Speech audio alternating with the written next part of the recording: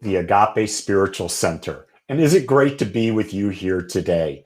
I look forward to this every week. And so wherever you are, wherever you're listening from, wherever you're watching from, check in, put a note down on Facebook, write us a comment on YouTube, however you're listening, because we have people all over the world watching. So do put your location down so people can get to know you. And if someone's out there that you know, say hello to them, connect with them. Right now, we're a virtual community. And you know what I'm finding? Is it is working. Every day I do a guided meditation at 7 a.m. with people all over the world, and people are getting to know each other. Every day I do a talk, Thoughts Can Change Your Life, at 8 o'clock, and people are getting to know each other. We have groups on Wednesday night, and they're getting to know each other. We do classes on Monday and Tuesday nights, and people are getting to know each other. We're finding new ways of connection. And that's the beauty of this time right now, is I'm not focusing on what we can't do. I'm focusing on what new can we do to connect. And I invite you to consider that as you go through your life with all of the changes that are happening right now, faster than changes have ever happened before. And if you're seeing that changes are happening fast, talk to me. Let me know in the comments section, because what I'm finding out is that with the collective consciousness that's out there and how quickly it's influencing people, people are having demonstrations in their lives faster than they've ever had. And that's really interesting, because it takes you to be a very brave spiritual warrior to maintain your independence, to maintain your thoughts, to maintain your focus and clarity of your beliefs, so that you demonstrate what you want and not demonstrate what others want. And that's really what we do at Agape. We teach how to live consciously so you can create and experience a life filled with love and fulfillment. And I truly believe that's all we're ever looking for, is love and fulfillment. Love meaning the acceptance of ourselves as we are, the acceptance of others, and the acceptance that we're part of something much greater than we are. And then fulfillment, doing things that allow you to use your gifts that you have an inner fulfillment of. And you notice on both of those things, love and fulfillment, they both come from inside. They don't come from the outside. And we have been domesticated into believing that it's the outside that fulfills us, and it's from the outside that we experience love. So it's time we reverse the process.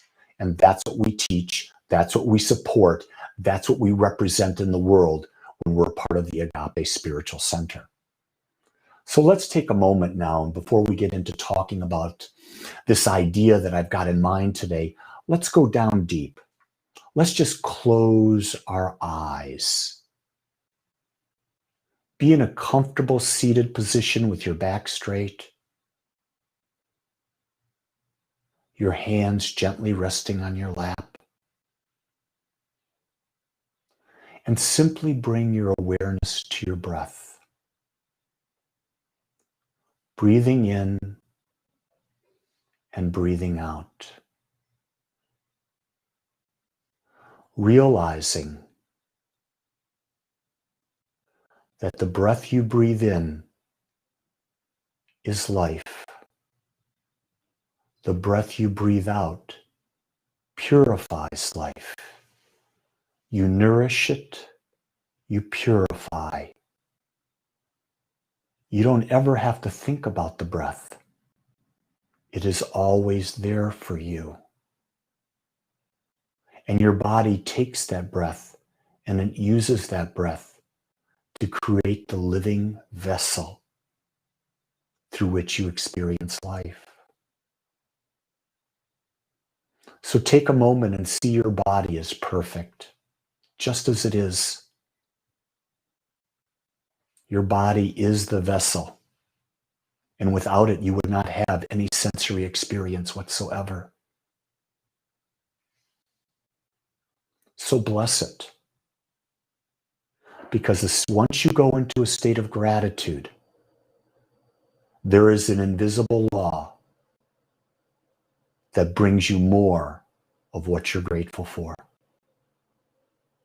But if you're not grateful, the law brings you more of what you're not grateful for. The law responds without preference. It gives you the predominance of your thought. Our lives are a direct reflection of our predominant beliefs. Right here, realize that the power to change your life is you. No one else. Nothing else is needed. No circumstances, no physical objects, no being in the right place. It's right where you are. As you take that mind and you say, I'm going to use you consciously, and you focus that mind in a particular way to a particular thought, to a particular idea, and you hold it there, you have built a belief. And that belief creates. You are the power. You are the creator. You are the experiencer. You are life in microcosm as you. And let's remember that as a microcosm, we're part of something so much greater. So it is not us creating. It is the power that created everything in the universe that is creating for us, through us, as we direct the power of our thoughts into that mind. And so we go into a state of gratitude, giving thanks for all that is, knowing that life force is within us, and we've been blessed with a body, a mind to live and experience on this day now.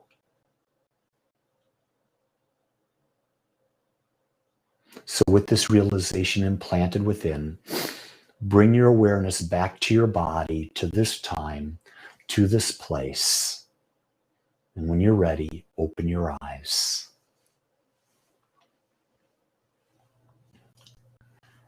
So this week, I was listening to one of my favorite rock artists of all time. I was listening to Meatloaf. And you say, oh, Reverend Lee, Meatloaf. I said, yeah, Meatloaf. I remember when I first heard him in 1974, I fell in love with him then, and I'm just as much in love with him now. He's one of my top favorite 5 of all time. And there's a song that's not popular. It's a song very few people have ever heard. And it was interesting. I posted the song on Facebook, and I said, listen to this song. Do you know I got one response from that post? I was like, wow, what has Meatloaf done that people are so turned off? I'm just kidding. But the song is a song called A Kiss is a Terrible Thing to Waste. And in it, there's a lyric in that song that it's all about loneliness. And it's loneliness because of a belief. And the belief is, what if you get to the end of your life and you say, it could have been me? Yes, it could have been me. And that's why today I decided to talk about how do we move beyond limitation?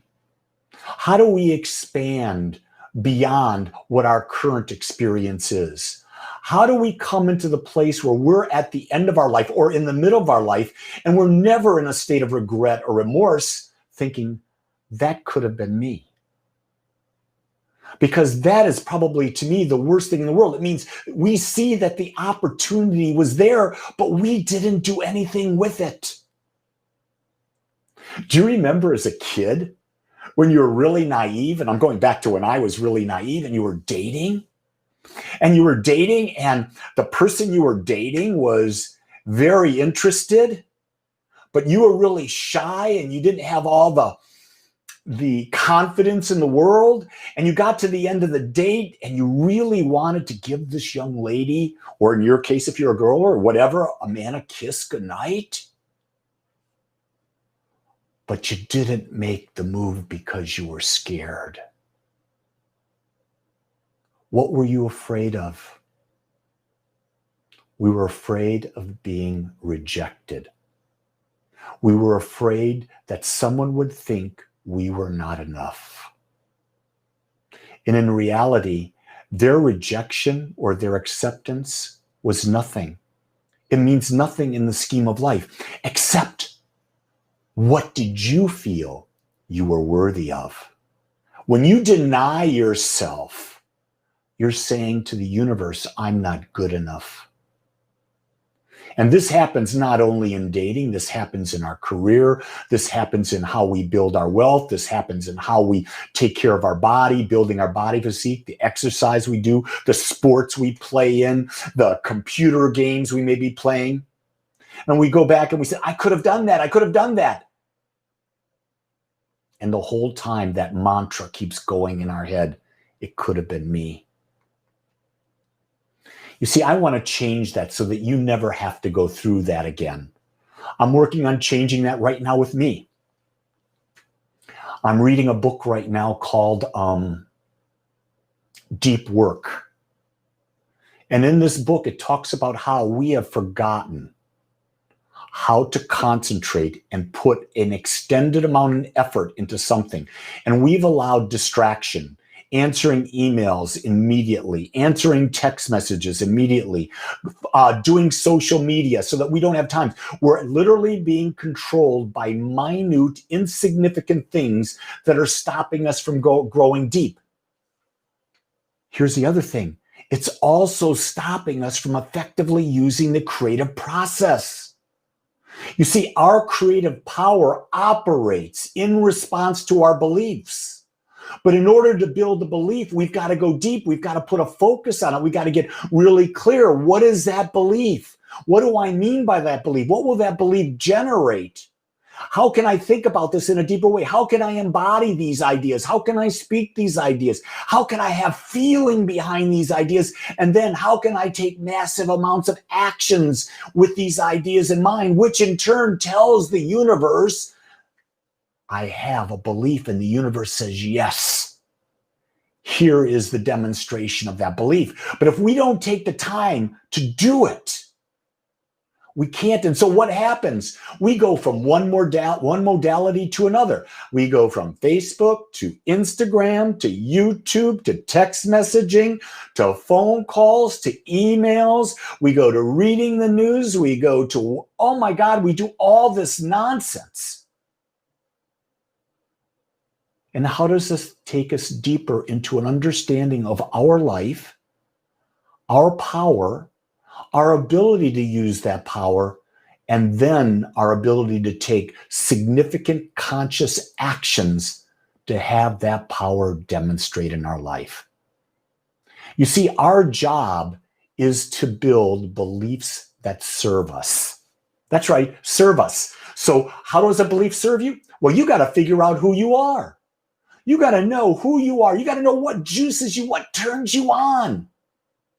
And when you've got that, then you find out what is really, really, really important to you. And you know what? Most of the teachers in this planet that I have studied never really talk to us about how do I find out what is my most important things.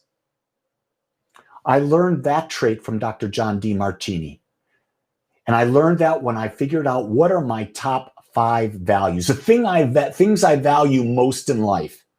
Once I got those, from there, my purpose came. And once I got my purpose, now every decision I make is in alignment with that purpose. So when I'm reading this book, Deep Work, I'm going, whoa, there are tools here that will allow me to enhance all 5 of the top areas of my life. So I'm saying, oh my gosh, now this is something I've got to work on. So when I go home today, because I'm in the process, I'm 3/4 of the way through the book. When I go home today, I'm going to finish the book. And then I'm going to outline, okay, so what changes do I want to make? How do I want to fit things into my life? Understanding that I need quality, deep time on the things that are most important to me. That's one of the things I loved. When I did a workshop with John at the beginning of December and learned how to be a values facilitator. So I can teach people, I can draw out of people what are their top 5 values so that they can get the clarity. I realized I didn't do that just to be a teacher. I did that for me as well. You see, if you're going to teach something, you're going to teach what's of value to you. And you can tell what's of value to someone. Listen to what they teach about. And everyone's a teacher in their own way. You see, in order to expand, in order to grow, in order to have a fulfilled life, in order to have a life where we don't regret, we must learn to think outside the box in order to become free. Most of us don't realize it, but right now, in our mind, because of our thought patterns, we have prisoned ourselves in. We have set up limitations that we will not cross, whether it's for religious reasons, family reasons, political reasons, business reasons. We won't do that. Someone said, I can't tell the truth about whether or not I like an In-N-Out burger over let me think, what's the name? In-N-Out burger versus the Texas burger, the Whataburger, right? And the reason they couldn't tell, even though they liked the In-N-Out burger, because they said that the quality of the meat was better than that in the competitor. They couldn't do that because then their Texas friends would think they were a traitor. I sit back and I say, let me understand. Something as simple as saying this meat is better than this meat? And you're afraid to speak what you truly believe? Let me ask this question. How much of a box are we living in? And let me say, if you're justifying that answer, you're really living in a box because now you're defending yourself. You see, one of the things we've got to learn is that in order to not be in a box and to be free, we've got to stop defending ourselves and ask questions and go beyond what we believe right now. That's the key thing. Every day we should be asking new questions to go beyond what we believe because we want to expand that belief. You see, our limitations are the result of being domesticated into not thinking big. Being domesticated, I'll hurt people's feelings if I choose this. I'll hurt people's feelings if I don't go along with the thing. Let me share something with you. You are not brought here to go along. You were brought here to be unique creators and have a life different than anyone who's ever been on. So we've got to give up this idea, this complete idea of being a people pleaser. Stop. It's that simple. Watch the Newhart show on YouTube, where he's a psychologist and he come in $5 for 5 minutes. When he's done, so well, what do I do? He says, stop it. It's that simple. Stop doing what is not allowing you to expand and don't defend it. Don't want to be right. Here's what I know about life. Life wants to always express more of itself. Did you hear that? Life always wants to express more of itself. Here's the other thing I want you to know. You are a microcosm of the macrocosm. So life is the macrocosm. Your life is the microcosm. And therefore, your job, your innate nature, is to express more. You see, one of the things that children have over us adults is the fact is they got imagination. And imagination is the key to expansion, because if we can imagine it, then we can build a belief which creates our desired experience. But in order to imagine it, it's creating a slide. It's creating a picture. And in that picture, our imagination puts in all the colors, all the shapes, all the people, all the details, all the feelings. It puts everything in. And when that slide gets crystal clear and we embody that slide, we believe that slide, our thoughts are about that slide, our words are about that slide, our actions are about that slide, our feelings come from looking at that slide. We built a belief. And that belief in that moment demonstrates. It's law. Our beliefs create. The master teacher, Jesus, said it so clearly. He said, it is done unto you as you believe. He didn't say you had to believe a certain way. He says, whatever happens, it's done unto you as you believe. In other words, that law that creates does not judge. It gives you your belief. There's no right or wrong. It gives you your belief. You see, limitation is not the result of is the result of not using our creative power for a desired purpose. When we don't, we step into the role of the victim. And when we step into the role of the victim, we begin to die. You go, whoa, Lee, that's pretty deep. That's pretty serious, dying. Well, think about it.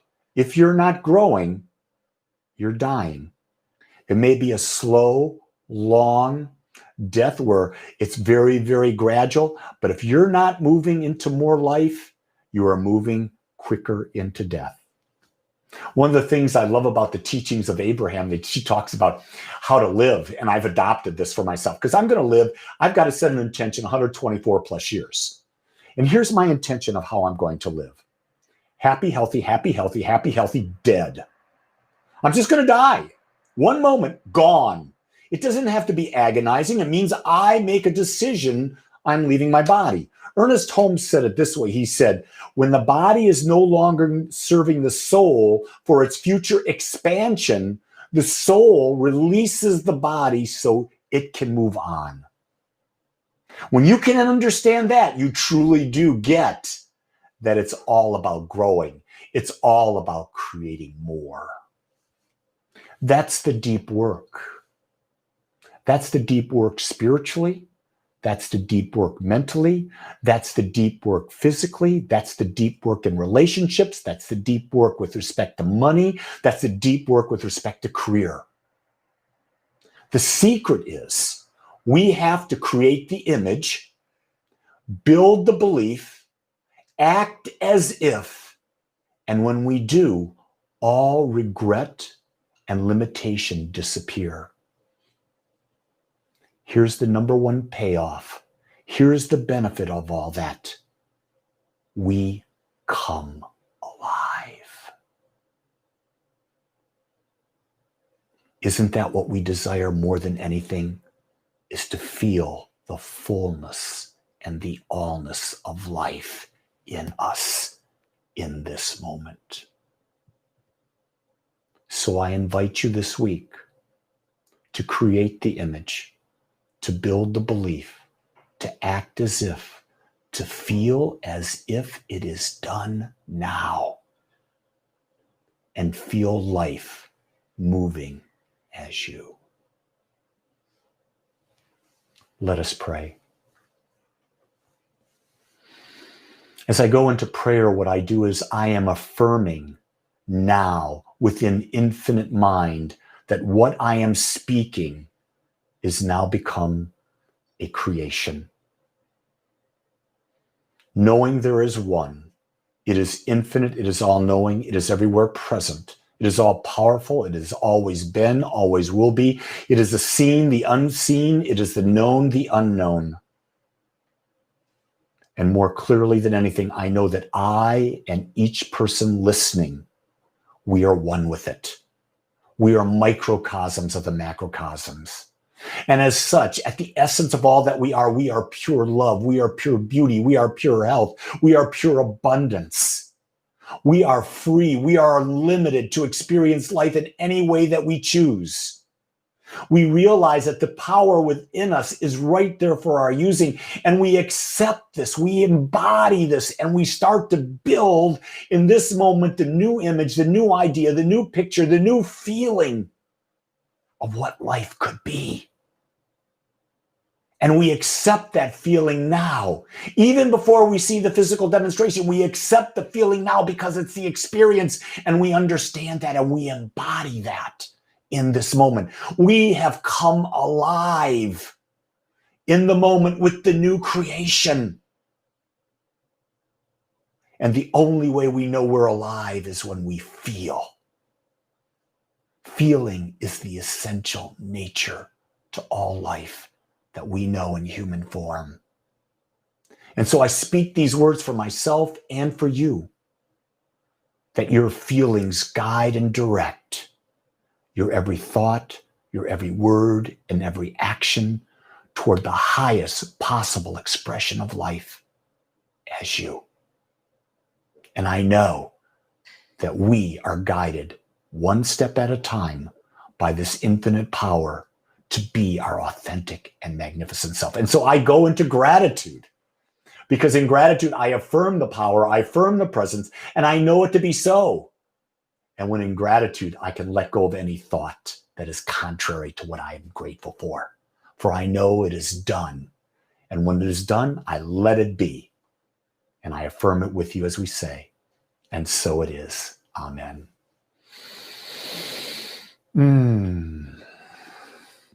So I'm so grateful that you're here with me today. And so if you felt this message touched you in any way, I invite you to support us. You'll find a link in Facebook or a link in YouTube. It'll be in the description area. Click on that link and make a donation. Keep the law of circulation going. Realize if you've received, please give back. Your money is going to allow us to bring this message to more and more people. Also to refine this message in ways that make it easier to receive. We're doing this now via video because your gifts have allowed us to do this. So I invite you to feel how good it is to give in this moment by giving to Agape. What a better thing to give to something that teaches love, that accepts everyone as they are. And I want you to know, not only are you giving for this message on Sunday, but we're here every morning at 7 a.m. Central Time, and you can join us for meditation. At 8 a.m., you can join us for thoughts that can change your life. We're doing classes right now on Mondays and Tuesday nights. We're also doing community gatherings on Wednesday for all parts of the country and for Europe at this time. And if we get other parts of the country that are different, we'll set up a gathering there. We are a worldwide community with a strong North Texas presence. And we believe that we can connect and we can change the world together through love. Through love. By being loved, by being an inspiration to all. So the most important thing you can do this week is to know that you are worthy. And for this week's affirmation, as you're breathing in, breathe, I am. As you breathe out, worthy. I am worthy. I promise you, the more you say that affirmation this week, you are implanting that within your soul. And it will become second nature, and you will live your life from that state of being worthy. So with that in mind, I invite you to go out there, be you, accept others. And know, if no one tells you this week, I will. I love you and I accept you just the way you are. Have a great week, everybody. Aloha.